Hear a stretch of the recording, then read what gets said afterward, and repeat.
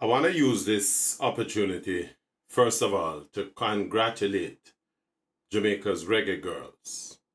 And I also want to take the opportunity to point out the need for a national business policy on sports. Now, on Wednesday, August 2nd, 2023, Jamaica's Reggae Girls battled to a 0-0 draw with the vaunted number 8 ranked Brazilian team in Melbourne, Australia, knocking them out of the 2023 FIFA Women's World Cup competition and securing for themselves a spot in the round of 16 or knockout round. The accomplishment in and of itself is as historic as it has been inspiring, and it sent the nation of 2.8 million people into a frenzy. As the news of the team's advancement spread, Jamaicans at home flew out into the streets across the island with pot covers clanging, vuvuzelas screaming, and motorists honking their horns. Out of nowhere, Jamaican flags, some of which were perhaps being prepared for the upcoming independence celebrations, were unfurled as the Reggae Girls had given the island an early 61st birthday present. The sense of nationalism needed around this time was given an immediate boost, with politicians, members of the business community, naysayers, and bandwagonists alike flooding the social media space with plaudits for the team. Let me state unequivocally that, like most Jamaicans, I have not been a die-hard football fan, least of all fan of the Reggae Girls, even though I have been attuned to their exploits for the better part of the last 6 or 7 years. In the course of that time, I have been quite aware of their history of struggles.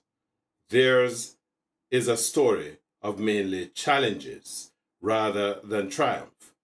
They are a product of the Jamaican Women's Football Association, which was founded in 1987 by Andrea Lewis. The team played its first international game against a Haitian side in April of 1991, which it lost by a goal to 0.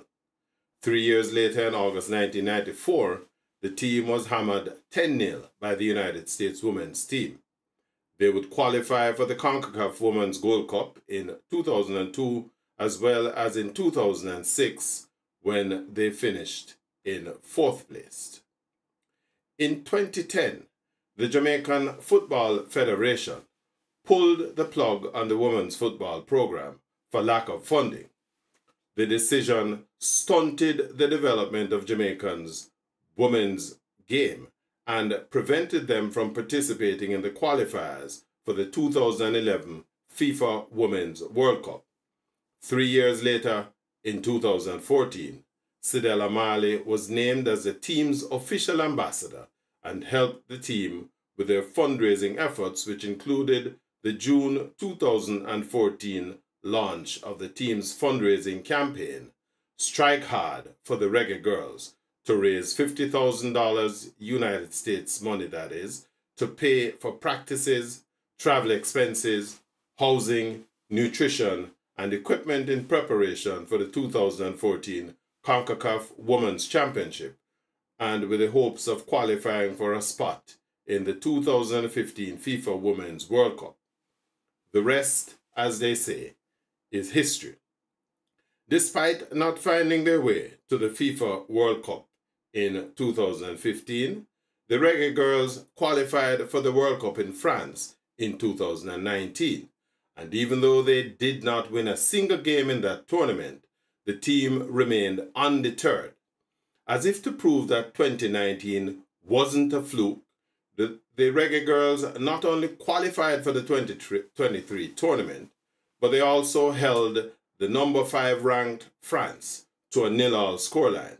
They defeated Panama by a goal to 0 and then held the number 8 ranked Brazil to a goalless draw, and in the process secured a place in the round of 16. If that wasn't a Cinderella story, I have no idea what else could be. Now, the issue of lack of funding for the team has been its Achilles heel for decades. Although the team had been as successful in the past as a male team, and certainly now far more successful, the team's current performance has generated significant amounts of goodwill at home and certainly around the world, regardless of the outcomes of the next round. It beggars the issue for the development of a cohesive policy on sports in Jamaica, a policy that goes way beyond photo opportunities, empty promises from politicians, and disjointed, gratuitous advances by a handful of members in the Jamaican private sector, which disappears once the cheering subsides and the lights goes down at the events. It should be concerning to Jamaicans that despite the demonstrated strength of our youth in the different sporting disciplines over the years, which has long been pointing us in the direction that we are more than able to capitalize on, we have done nothing with these opportunities. Perhaps the country is missing out on the need to establish a Ministry of Sports to focus solely on the massive potential that our most important natural resource, our young people, can offer to the country. Let's face it, Jamaica has for decades demonstrated its athletic prowess, which is leveraged into disciplines such as football, netball, track and field, volleyball, basketball, and cricket. Most of these are sporting disciplines that attract mass participation while providing personal and economic developmental opportunities that can be leveraged both inside and outside of Jamaica. It is my opinion that a time has come to bring the best brains together in the country to hammer out a comprehensive sports development policy that will attract greater investment and provide the framework on which bankable business proposals can be submitted for financial considerations.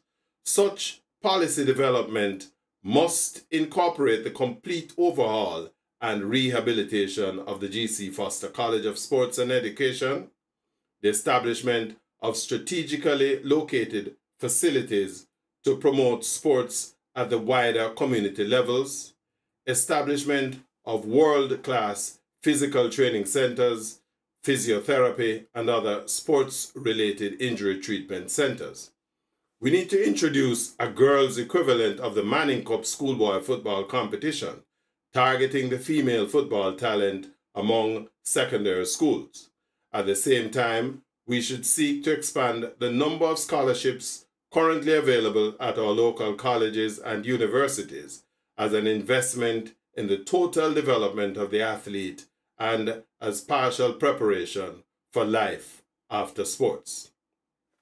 Jamaica's economic salvation, in my opinion, lies in its ability to reshape the paradigms of development and to recognize that it is in our youth that this social and economic salvation lies. It is time that the Ministries of Youth and Sport, as well as the Ministry of Industry and Commerce, really earn their allocations from the national budget and get to work. It is time for all Jamaicans to wrap its collective head around the idea and assist in giving our economy a brand new lease on life through an investment in our youth.